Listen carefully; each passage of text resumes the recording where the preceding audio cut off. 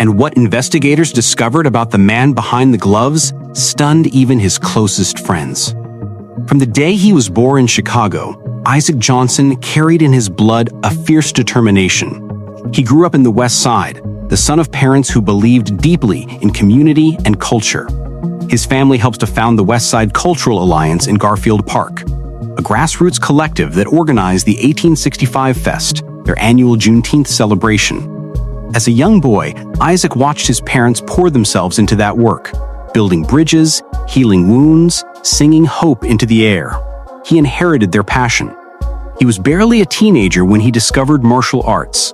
It wasn't just a way out, it was a way in, into himself.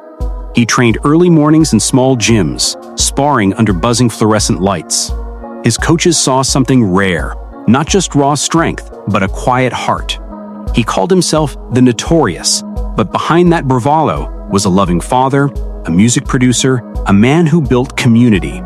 In Chicago's circles, he was known for booking acts, producing tracks, and leaning into his art as much as his fighting. On November 21st, 2025, at the Matador Fighter Challenge held in Cicero Stadium, he stepped into the ring for his first Thai boxing match. He was 31 years old.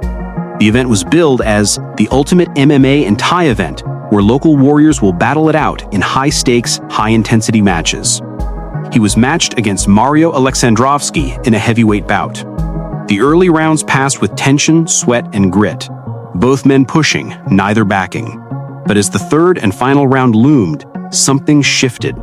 Near its climax, Isaac collapsed. The ambulance was called at exactly 8:38 p.m., racing him out of the cage to Loyola University Medical Center. He arrived at the hospital, but by 12:01 a.m. on November 22nd, he was pronounced dead. Authorities opened a death investigation. Cicero police launched an inquiry. The Cook County medical examiner scheduled an autopsy. The cause of his death still unknown. Promoter Joe Goya, whose Facebook post shook the community, wrote, "This is a post I hope to never make. Last night, Isaac Johnson collapsed towards the end of his fight. Medical attention was given, transported, the hospital, informed he didn't make it. Deepest condolences to his family, friends, and teammates." Grief poured in. From his gym at Mission MMA and Fitness came a tribute, an incredible person, a great friend and loving father. He is missed by us all. His life meant more than just what happened in the ring. He was remembered as a warrior, not just for how he fought, but for how he lived. He left behind a daughter, a family that rooted him, and a community that loved him deeply. As the world waits on the autopsy, one thing is certain. His story, marked by strength and heart, will echo far beyond the roar of that final bell. He dreamed big, and the city listened. Isaac Johnson didn't just fight to win, he fought to inspire. Over his years in martial arts, he became a symbol of perseverance for his community, a bridge between his roots in Chicago and the ring. Though his first Thai boxing match ended in tragedy, that was far from the beginning of what he built. Isaac's decision to dive fully into the fight world came from a place of purpose, not profit.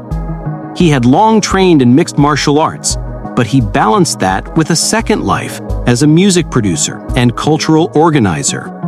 His family's legacy, helping to found the West Side Cultural Alliance, promoting Juneteenth celebrations at Garfield Park, anchored him. According to Sports.Yahoo, Johnson's team called him an incredible person, a loving father. In the ring, he earned powerful respect. While he wasn't a global household name, locally, he was a warrior with heart, a heavyweight who moved with intention, who understood that his struggle mattered not just for himself, but for everyone around him. His willingness to step into the cage for high-risk, high-intensity matchups like the Matador Fighter Challenge was a testament to his courage. Outside the cage, his impact rippled. Through the West Side Cultural Alliance, co-founded by his family, he helped foster unity and uplift the arts in his neighborhood. Men's Journal reports that he played a pivotal role in booking musical acts for the annual 1865 Fest, intertwining music and community with the same fire he brought to fighting. His career choice wasn't just about competing. For Isaac, every fight was an opportunity to show his daughter what discipline looks like, to offer young people in Chicago a path rooted in resilience, to honor his family's legacy by putting community first. Promoter Joe Goitia later reflected on Johnson's character in his grieving posts, highlighting how deeply Johnson was woven into the lives of his teammates and friends. Though news reports now focus on the unknown cause of his collapse, the investigation launched by Cicero police and the autopsy scheduled by the Cook County Medical Examiner's Office are overshadowed by a brighter truth. Isaac left more than just a mark on the ring. He left a legacy in the hearts of those he touched. His story, the fighter, the father, the community builder, continues to echo long after the final bell.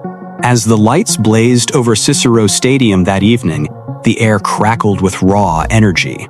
The crowd had cheered all night, but in those final moments, everything converged on Isaac Johnson. He had entered the ring for his first ever Thai boxing match, part of the Matador Fighter Challenge, a high-stakes event that promised an unrelenting display of power and endurance. By the third and final round, both fighters showed the toll of the fight. Sweat slicked their skin, their breaths came heavy, their legs trembled beneath the weight of every strike thrown and every defensive shuffle. According to his promoter Joe Goitia, the fight had become something of a slugfest. It wasn't a showdown of graceful technique so much as a brutal test of will. Isaac pushed forward, arms raised, but fatigue crept into his movements. The exchanges slowed.